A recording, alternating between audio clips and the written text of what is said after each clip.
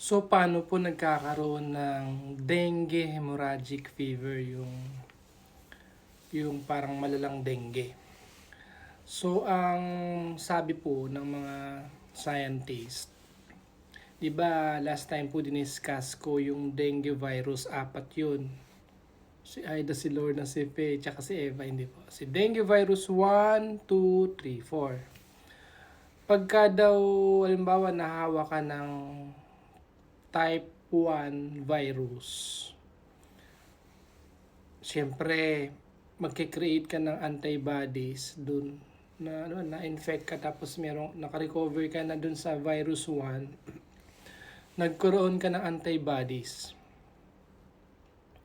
doon sa type 1. Tapos after a few months, nakagat ka na naman ng lamok, nagkaroon ka naman ng virus number 2. Ang nangyayari, yung antibodies mo dun sa virus number 1, lalo niyang palalakasin yung pagdami ng virus nung virus number 2. Yung dapat na panlaban mo dun sa virus number 1, kaso virus number 2 ang pumasok na bago, lalong lalakas yung virus. Supposed to be, poprotektahan ka ng antibodies, diba? Kaya lang antibodies siya sa virus number 1. Lalo siyang lalakas yung viremia o yung pagdami ng virus. Ganun ang nangyayari sa hemorrhagic fever na dengue. O kaya, ang isa pang theory is, pagkasabay-sabay po, nahawa ka na ng virus number 1, nahawa ka pa ng virus number 2, ay nakagat ka ng lamok na may virus number 3, sabay-sabay, yun, magkakaroon ng dengue hemorrhagic fever yung pasyente. Bakit? Kasi nga, yung supposed to be na antibodies na poprotect sa'yo, yun pa yung magpapahamak sa'yo. Kaya,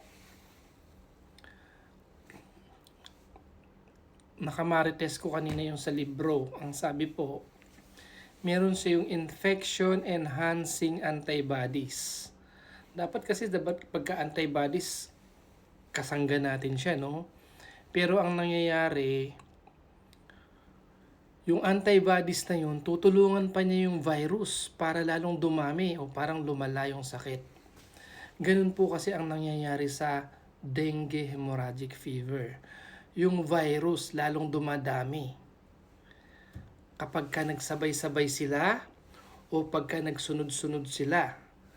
At ito pa yung hindi maganda, yun nga yung antibodies na sa immune system natin na supposed to be tutulong dun sa pasyente, lalong napapahamak. Kaya minsan, yung immune system natin pahamak din. Dun nga po, yun sa dengue. Yung antibodies mo, lalo niyang pararamihin pa yung virus. Dengue virus. Yun lang po. Sana medyo naintindihan niyo po kahit paano. Yun lang po. Thank you.